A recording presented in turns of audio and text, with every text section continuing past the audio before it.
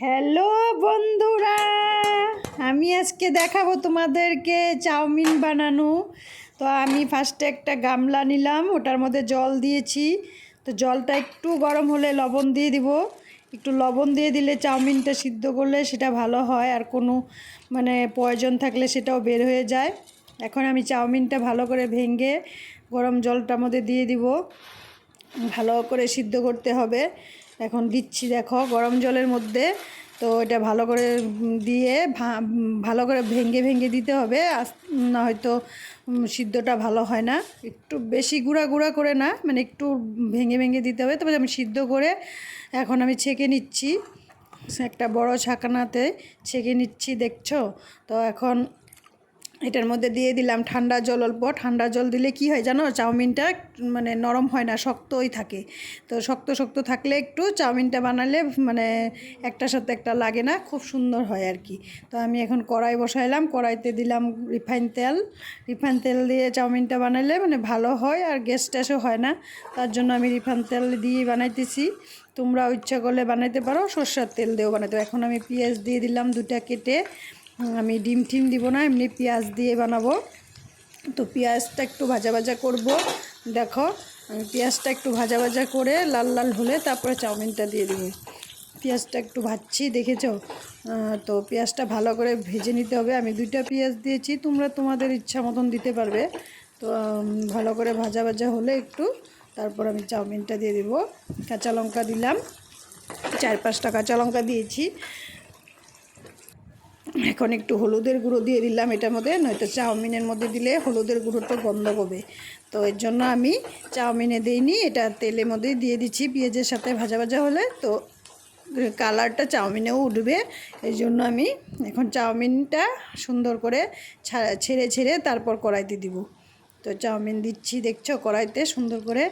তাহলে একটার সাথে একটা লাগবে না, নরম হয়ে গেলে ভালো লাগে না। না তো সুন্দর ঝরঝরা থাকলে ভালো লাগে। এখন দেখছো কি সুন্দর ঝরঝরা আছে ঠান্ডা জল দেওয়াতে। তো আমি সুন্দর করে আবার হাত দিয়েই করে দিচ্ছি। তো এখন লবণ দিয়ে দিলাম স্বাদ অনুযায়ী আমার।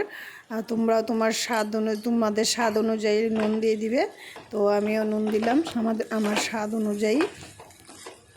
এখন ভালো করে লাড়াচাড়া করে সুন্দর করে এটা ভাজা ভাজা করতে হবে চাউমিনটা। দেখে নাও, আমি সুন্দর করে লাড়াচাড়া করছি। তো লাড়াচাড়া করে ভালো করে অনেকক্ষণ ভরে লাড়াচাড়া করে সম্পূর্ণ চাউমিনটা আর কি করতে হবে, লাড়াচাড়া করতে হবে যাতে সম্পূর্ণটা তেল মশলা লবণ সব কিছু ঢুকে। তো লাড়াচাড়া করে ভালো করে ভাজা ভাজা করতে হবে। তারপর আমি লাড়াচাড়া করলাম অনেক টাইম, আবার করব একটু পরে পরেই, ভালো করে ছড়িয়ে ছড়িয়ে দিতে হবে। তাহলে সুন্দর করে ভাজা ভাজা হয় সম্পূর্ণ চাউমিনটা। নয়তো এক সাইডে মাঝখানে হয়তো কাঁচাই রয়েছে, নয়তো সাইডে কাঁচা রয়েছে, এরকম। এই জন্য ভালো করে লাড়াচাড়া করে করে এখন দিয়ে দিলাম আমি ম্যাগির মশলা দিচ্ছি, দেখছো। ম্যাগির মশলা 1 প্যাকেট দিলাম। তোমরা তোমাদের স্বাদ অনুযায়ী দিতে পারবে। তো আমি আমার ইচ্ছা মতন 1 প্যাকেটই দিলাম। এখন একটু লাড়াচাড়া করে তারপর আবার দিব চিকেন মশলা। তোমাদের কাছে যদি চিকেন মশলা না থাকে তো চাট মশলাও দিতে পারবে, বা মিট মশলা যেটা থাকে আর কি দিতে পারবে। তো আমার কাছে চিকেন মশলা আছে, আজকে চাট মশলা নেই। তো আমি চিকেন মশলাও অল্প দিব, একটু মশলাটা বেশি হলে ভালো লাগে। তো এখন একটু চিকেন মশলাও ছিটিয়ে দিয়ে দিলাম। তো ভালো করে এখন লাড়াচাড়া করে আর একটু ভাজা ভাজা করব। দেখছো কালারটা কত সুন্দর আসছে। আর একটু ভাজা ভাজা করব, ভাজা ভাজা হলে তারপর নামিয়ে নিব। তোমাদের ইচ্ছা হলে ডিমও দিতে পারবে। আমার কাছে ডিম ছিল না, তাই আমি ডিম দিইনি। তো এমনি বানিয়েছি, এমনিতেও ভালো লাগে। তো তোমাদের ইচ্ছা হলে ডিমও দিতে পারবে। তো এখনও আরেকটু লাড়াচাড়া হবে, আরেকটু ভাজা ভাজা হবে সুন্দর করে। তো আরেকটু লাড়াচাড়া ভাজা ভাজা হলে প্লেটে বেড়ে নিয়ে তারপর যে আমার হয়ে গেছে, প্লেটে বেড়ে নিয়েছি। তোমরা দেখেছো কালারটা কত সুন্দর হয়েছে। এখন খাচ্ছি, খুব ভালো হয়েছে, খুব সুন্দর হয়েছে, খুব সুস্বাদু হয়েছে। তোমরা এরকম করে বানিয়ে খেয়ে দেখো।